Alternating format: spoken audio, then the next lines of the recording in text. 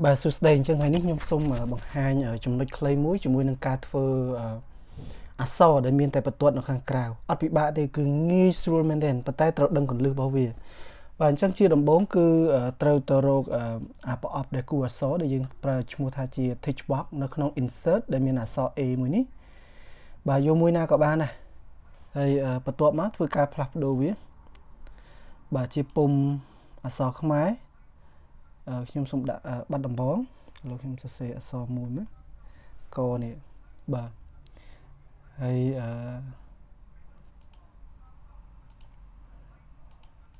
សូមយកទំហំអក្សរបាទសូមសាក150សិនពេលធ្វើនៅក្នុងกระดาษជាក់ស្ដែងបាទអាចជ្រើសរើសតាមចិត្តចង់បាទហើយព្យាយាមដាក់វាមកកណ្ដាលមកដើម្បី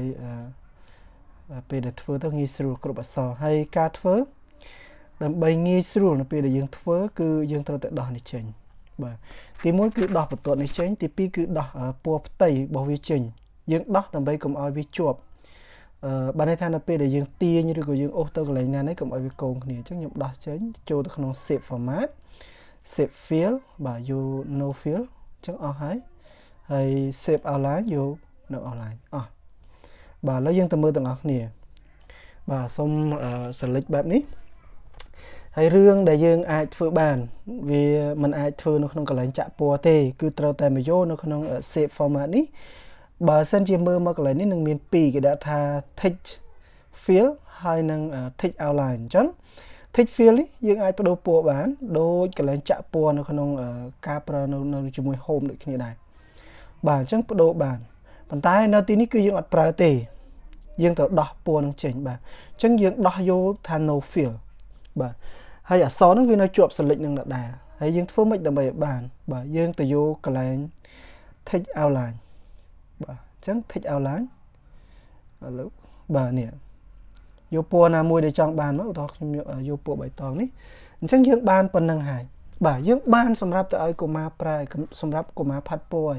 ចង់បានតូចឬធំបាទទាញបែបណាពេលដែលធ្វើគំរូហើយអាចធ្វើការបានហើយរឿងដែលធ្វើបន្តទៀតធ្វើអីមិនមែនធ្វើតែបន្ទាត់ហ្នឹងគឺហើយទេគឺអ្វីដែលយើងត្រូវមើលគឺទំហំរបស់បន្ទាត់បាទគួរតែ print ចេញសិនទៅហើយចាំមើលថាតើបន្ទាត់ហ្នឹងគឺគួរយកប៉ុណ្ណាឧទាហរណ៍ខ្ញុំសាកល្បងខ្ញុំយកឲ្យធំឲ្យមើលបាទអញ្ចឹងកាលណាដាក់វាកាន់តែក្រាស់អាបន្ទាត់ហ្នឹងគឺវាកាន់តែលេចខ្លាំងបាទពូកន្លែងនេះដោយសារតែយើង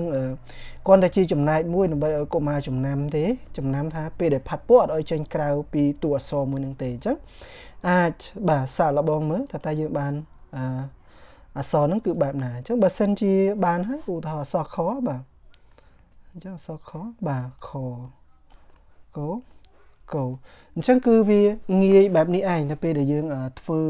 គំរូមួយរួចជាស្រេចហើយពុំអក្សរគឺសូមកំណត់ខ្លួនឯងខ្ញុំសូមបង្ហាញតែខ្លីថាតើអក្សរដែលយើងចង់ធ្វើតែបន្ទាត់ខាងក្រៅត្រូវយកនៅកន្លែងណាដើម្បីងាយស្រួល